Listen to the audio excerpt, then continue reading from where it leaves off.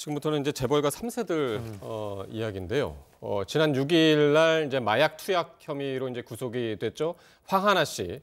근데 경찰 진술에서 아는 연예인이 마약을 권했다. 네네. 정말 파장이 큰 이야기를 했습니다. 경찰 진술 또 구속이 됐는데 구속영장 실질심사에 나가지 않았습니까? 그 법원에서도 그렇고.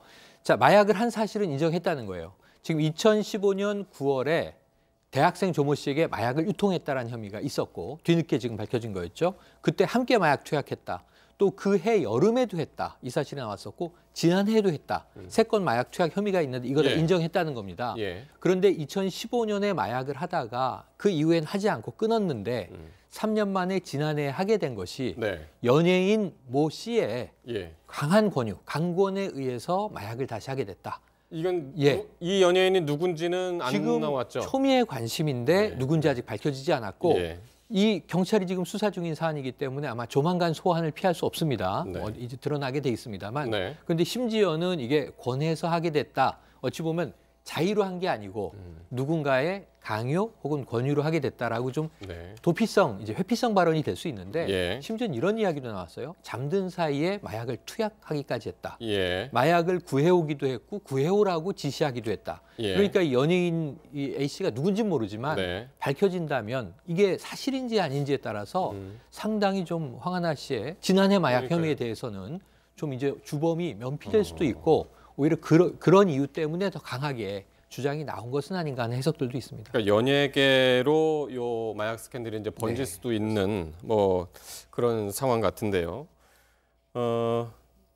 지금 근데 황하나 씨가 연예인을 왜 이야기를 꺼냈을까요? 그러니까 법적으로 뭐 만약에 이제 연예인 그 황하나 씨가 지목한 연예인이 실제로 이제 그렇게 이야기를 했으면 법적으로는 어떻게 달라집니까? 황하나 씨의 입장에서. 본인은 피해자가 될 수도 있는 거죠.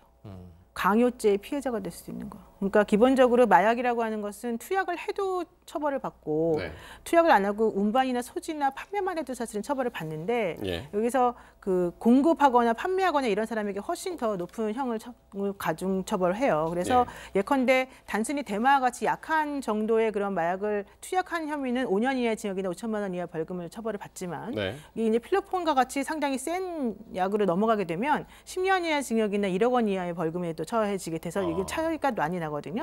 그런데 이거 이외에 만약에 투약을 하게 됐다 그러면 5년 이상의 유기징역이나 무기징역까지도 사실은 가능한 범죄가 돼버려서 공급이나 이런 판매 같은 행위를 하는 게 상당히 셉니다. 그런데 본인이 사실은 황하나 씨로부터 마약을 공급받아서 투약을 같이 했다라고 하는 A라고 하는 사람의 재판이 예전에 있었단 말이에요. 그러면 그것만 보게 되면 황하나 씨는 사실은 마약을 공급한 사람이 돼서 투약자가 아닌 공급자로서 엄청나게 처벌을 더 세게 받을 수가 있어요. 공급이 더 세군요. 그렇죠. 그런데 그런 상황에서 만약에 본인이 자의적으로 그렇게 한 게 아니라 A라고 하는 연예인 때문에 그런 식으로 할 수밖에 없었다. 특히 내가 자는 동안에도 난 그런 걸 당했다라고 한다면 약이라고 하는 건 중독성이 있는 거기 때문에 본인의 의지로 어떻게 해결할 수가 없잖아요. 그러면 본인은 완전히 피해자가 되는 거고. 투약은 나도 모르는 사이에 이제 놔줬던 거고. 공급은 시켜서 내가 했다. 본인 이제 피해자 주장을. 그러니까 본인이 게다가 마약에 이미 중독된 상태를 야기했기 때문에 어쩔 수 없는 부분이었다. 왜냐하면 본인이 폐쇄병동에 입원한 상황이나 여러 가지 것들을 종합해서 아마 그런 식으로 방어하려고 얘기한 게 아닌가 생각이 좀 듭니다.